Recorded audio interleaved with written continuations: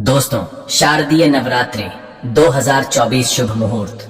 आपको कहीं भी जाने की कोई भी आवश्यकता नहीं है। शारदीय नवरात्रि का संपूर्ण मुहूर्त, कलश मुहूर्त और कितने व्रत पड़ेंगे, नवरात्रि का समापन कब होगा, व्रत कब खोलें, हर एक बात इस वीडियो में जानने को मिलेगी। ये वीडियो आपके लिए बड़ा फायदेमंद है।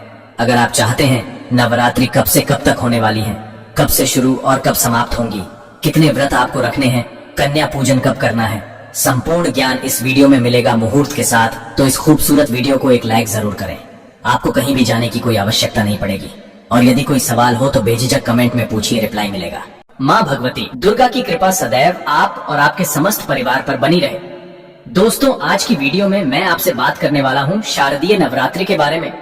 शारदीय नवरात्रि जो कि आश्विन मास के शुक्ल पक्ष में आती है, कब से प्रारंभ हो रहे हैं, कब समाप्त हो रहे हैं, और नवरात्रि के इन 9 दिनों में कलश की स्थापना करके हम माँ दुर्गा की आराधना करते हैं।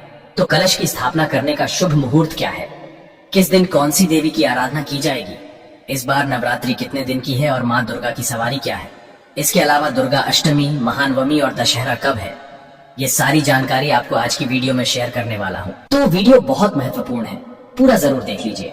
और अगर वीडियो अच्छी लगे तो इसे लाइक भी जरूर कीजिए, क्योंकि आपके लाइक्स, आपके कमेंट मेरे लिए बहुत महत्वपूर्ण होते हैं। ये एकमात्र जरिया है जिनसे मुझे पता चलता है कि आपको ये वीडियो अच्छी लगती है और आपके लिए ये वीडियो उपयोगी है।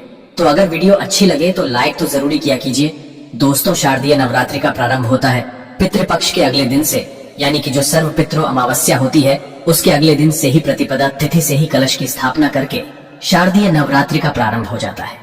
ये नवरात्रि आती है शरद ऋतु में, इसलिए इसे शारदीय नवरात्रि कहते हैं। एक नवरात्रि चैत्र मास में आती है, उसे कहते हैं चैत्र नवरात्रि।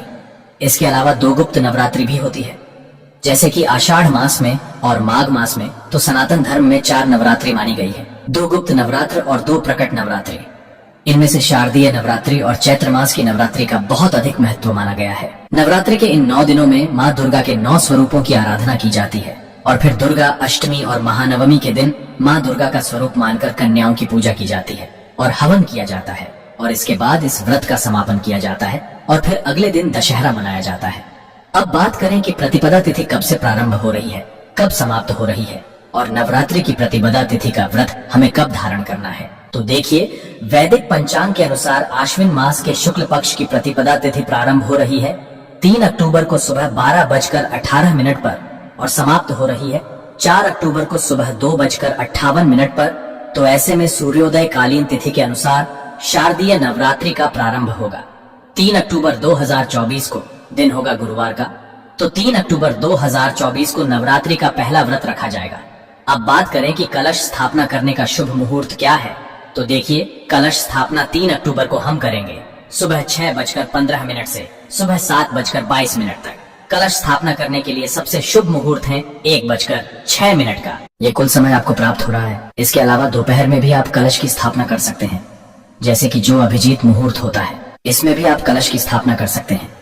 अगर आप सुबह किसी कारणवश नहीं कर पाते हैं तो अभिजीत मुहूर्त का समय आपको प्राप्त हो रहा है दिन में 11:46 से दोपहर 12:33 तक। इस बीच में भी आप चाहे तो कलश की स्थापना कर सकते हैं। ये कुल समय आपको प्राप्त हो रहा है 47 मिनट का, 47 मिनट का।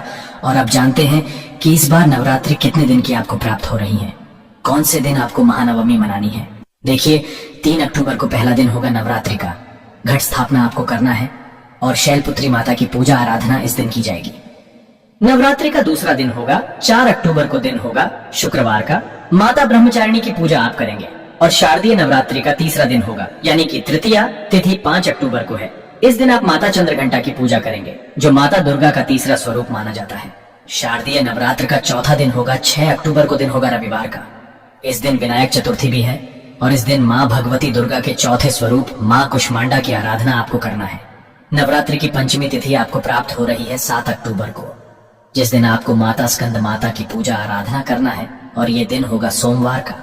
8 अक्टूबर मंगलवार के दिन माता कात्यायनी की आराधना करेंगे, जो कि माँ दुर्गा का छठा स्वरूप माना जाता है। 9 अक्टूबर को माता कालरात्रि की आराधना की जाएगी और माता कालरात्रि को माँ दुर्गा का 7वां स्वरूप माना जाता है। 8वां दिन नवरात्रि का अष्टमी तिथि 10 अक्टूबर को आपको प्राप्त होगी। इस दिन माता महागौरी की पूजा की जाएगी, जो कि माँ दुर्गा का 8वां स्वरूप माना जाता है। तो 10 अक्टूबर को अष्टमी तिथि है। महाअष्टमी और 9वां दिन यानी कि नवमी तिथि जो नवरात्रि का अंतिम दिन होता है 11 अक्टूबर को है। माता सिद्धिदात्री की आराधना की जाएगी जो कि माँ दुर्गा का 9वां स्वरूप मानी जाता है और इनकी पूजा किए बिना संपूर्ण नवरात्र का संपूर्ण फल हमें नहीं प्राप्त होता। इसलिए नवरात्रि में प्रतिपदा तिथि से लेकर नवमी तिथि तक विधि विधान से माता दुर्गा की आराधना की जाती है। माँ दुर्गा के 9 स्वरूपों की आराधना से किसी भी प्रकार की आपकी कामना को पूर्ण हो जाती है। कोई भी आपके जीवन में विघ्न बाधा हो, कोई भी परेशानी आपके जीवन की हो, कोई भी कष्ट हो, आपका समस्त प्रकार के कष्टों से आपको छुटकारा मिल जाता है नवरात्रि के 9 दिनों में माँ दुर्गा की आराधना करने मात्र से। और अब जानते हैं कि शारदीय नवरात्रि में माँ दुर्गा कौन सी सवारी से आगमन कर रही है। देखिए, इस बार नवरात्रि का प्रारंभ हो रहा है गुरुवार से, और गुरुवार के दिन जब नवरात्रि का प्रारंभ होता है तो ऐसा माना जाता है कि माता की जो सवारी होती है पालकी होती है। इस प्रकार का वर्णन मिलता है देवी पुराण में। अच्छा, शारदीय नवरात्रि का प्रारंभ होने से पहले आपको कुछ विशेष बातों का ध्यान रखना चाहिए, जैसे कि माँ का आगमन होता है। हमारे घर में ऐसा माना जाता है कि प्रतिपदा तिथि से लेकर और नौमी तिथि तक माँ दुर्गा इस धरती पर अपने भक्तों के घरों में वास करती है, तो इसलिए हमें अपने घर की साफ सफाई करनी चाहिए। नवरात्रि से पहले ही अपने घर की साफ सफाई कर लीजिए अच्छी तरह से, मतलब घर के कोने कोने की साफ सफाई इस समय में हो जानी चाहिए। ऐसा माना जाता है कि माँ दुर्गा उसी के घर में वास करती है जहाँ पर की साफ सफाई होती है और जहाँ पर कलह क्लेश नहीं होता, जहाँ पर सबके बीच में प्रेम बना रहता है, वहीं पर माता का आगमन होता है। तो अपने घर में आपको ध्यान रखना है किसी भी प्रकार से नवरात्रि के 9 दिनों में कलह क्लेश ना हो। लहसुन प्याज का सेवन नवरात्रि में नहीं करना चाहिए। मांस मदिरा का तो भूल कर भी नहीं करना चाहिए। अगर आप कलश की स्थापना करते हैं तो आपको अपने घर को कभी भी खाली नहीं छोड़ना चाहिए, मतलब कोई ना कोई व्यक्ति हर वक्त घर में रहना ही चाहिए। अगर आप अखंड दीप दान करते हैं तब भी आपको इस नियम का पालन करना है। एक और चीज, नवरात्रि के इन 9 दिनों में बाल और दाढ़ी नहीं कटवानी चाहिए। इसके अलावा नाखून भी नहीं काटना चाहिए। तो यह कार्य आपको नवरात्रि से पहले कर लेना है। नवरात्रि प्रारंभ होने से पहले आपको जो भी जरूरी चीजें हैं पूजा की, वो सभी चीजें खरीद कर अपने घर में पहले रख लेना है। आप चाहे माता की मूर्ति खरीदना चाहते हो या फिर चुन्नी माता की लेनी हो, नारियल इत्यादि लेना हो, ये सभी चीजें आप पितृपक्ष में भी ले सकते हैं। मतलब जैसे कि नवरात्रि तो अगले दिन से ही प्रारंभ हो जाती है ना, जैसे कि अमावस्या के अगले दिन नवरात्रि का पहला दिन होता है, तो आप पितृपक्ष में भी माता की पूजा के निमित्त कोई भी चीज खरीद सकते हैं। ठीक है, जैसे कि जाप करने के लिए माला आपको चाहिए, या फिर आप पुस्तक लेना चाहते हैं सप्तशती की, या फिर अखंड दीपक लेना चाहते हैं, या और भी चीजें जो कि पूजा की सामग्री होती है, वो सभी सामग्रियां आप पितृपक्ष में खरीद सकते हैं। कोई दिक्कत नहीं है। देखिए, पूजा की कोई सामग्री हम खरीदारी करते हैं, पितृपक्ष में तो उसका कोई दोष नहीं लगता।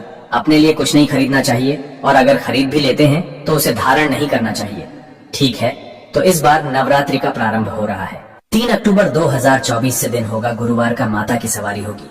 पालकी मतलब जिस सवारी से माता का आगमन होगा वो पालकी होगी। और नवरात्र का समापन शनिवार को हो रहा है, और शास्त्रों के अनुसार जब शनिवार को नवरात्रि का समापन होता है तो माता पैदल जाती है। ऐसे में इस नवरात्रि में आपको कुछ बातों का विशेष ध्यान रखना है। विधि विधान से माँ दुर्गा की आराधना करके दुर्गा सप्तशती का जितना हो सके पाठ करना है। अगर आप पाठ नहीं कर पाते हैं किसी भी कारणवश, तो आप प्रतिदिन का पाठ सुन भी सकते हैं। हमारे इस चैनल पर दुर्गा सप्तशती का पाठ आपको प्रतिदिन सुनाया जाता है, आप लोग जरूर सुना कीजिए। इसके अलावा नवरात्रि में आपको नवाड़ मंत्र का जप जरूर करना चाहिए। ओम एम क्लीं चामुंडाय विच्चे। इस मंत्र का जप से आपकी किसी भी प्रकार की कामना पूर्ण होती है। तो पूरे विधि विधान से अगर हम माँ दुर्गा की आराधना करते हैं, मंत्रों का जप करते हैं और सात्विक आचार विचार व्यवहार रखते हैं, तो किसी भी प्रकार की हमारी कामना माँ दुर्गा की कृपा से पूर्ण होती है। और अब जानते हैं कि साल 2024 में दशहरा कब है, विजयादशमी कब मनाई जाएगी। तो देखिए, 12 अक्टूबर 2024 को विजयादशमी अर्थात दशहरा मनाया जाएगा। दोस्तों, उम्मीद करता हूँ ये वीडियो आपके लिए उपयोगी होगी। इसके अलावा भी अगर आपका कोई प्रश्न हो, कोई विशेष वीडियो देखना चाहते हैं, तो कमेंट बॉक्स में जरूर लिख दीजिए। और आज की वीडियो अगर आपको अच्छी लगी हो तो वीडियो को लाइक कीजिए, शेयर कीजिए, और चैनल पर पहली बार आए हैं, अगर अभी तक आपने चैनल को सब्सक्राइब नहीं किया है, तो आज की वीडियो आपको अच्छी लगे तो चैनल को सब्सक्राइब करके बेल आइकॉन को जरूर प्रेस कर लीजिए। इससे ये होगा कि इस चैनल पर जो भी नई वीडियो अपलोड होंगी उनके नोटिफिकेशन आपको सही समय पर प्राप्त होंगे। और हाँ, कमेंट में जरूर लिखें, जय माता दी।